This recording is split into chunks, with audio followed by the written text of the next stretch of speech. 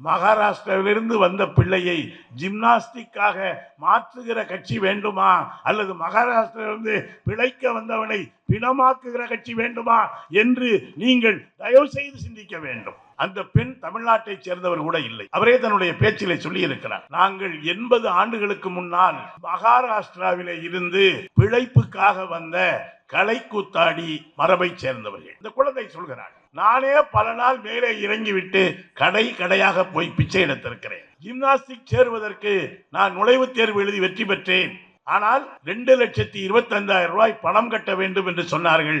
என்னிடம் இல்லை. ஒரு உதவிக்கரம் ஓடி வந்து கை நீட்டியது. மரியாதைக்குரிய முதலமைச்சர் அவர்களுடைய அறிவுறுத்தலின்படி விளையாட்டுத்துறை அமைச்சர் உதயநிதி அவர்கள் இப்படி பயில்கிற குழந்தைகளுக்கு 2,25,000 கொடுத்ததனுடைய விளைவு ஒரு கலைக்கூத்தாடியினுடைய மரபிலே வந்த ஒரு பிள்ளை இன்றைக்கு ஜிம்னாஸ்டிக் வீராங்கனையாக மாறியிருக்கிறது. இதை அந்த பெண் சொன்னவுடன் மரியாதைக்குரிய விளையாட்டுத்துறை அமைச்சர் துணை முதல்வர் கண்கலங்குகிறார். அந்த பெண்ணும் மகாராஷ்டிராவிலிருந்து வந்தவர் தான்.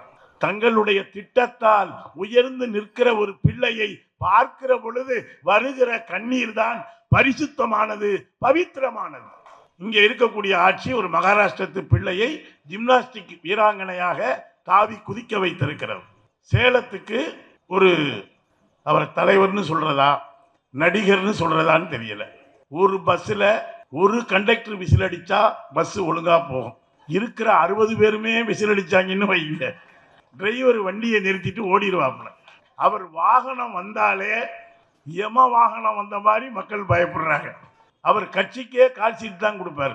ஒரு மாசத்துக்கு ஒரு தடவை கால் சீட் கொடுப்பார். அது மத்தியானமா பார்த்து தான் கொடுப்பார். தண்ணி இருக்காது, உட்கார சீட் இருக்காது. அங்க போன மகாராஷ்டிரத்தை சேர்ந்த சூரஜ் என்கிற ஒருவர் சேலத்திலும் பலியாகி போனார். மகாராஷ்டிராவிலிருந்து வந்த பிள்ளையை ஜிம்னாஸ்டிக்காக மாற்றுகிற கட்சி வேண்டுமா, அல்லது மகாராஷ்டிராவிலிருந்து பிழைக்க வந்தவனை பிணமாக்குகிற கட்சி வேண்டுமா என்று நீங்கள் தயவு செய்து சிந்திக்க வேண்டும்.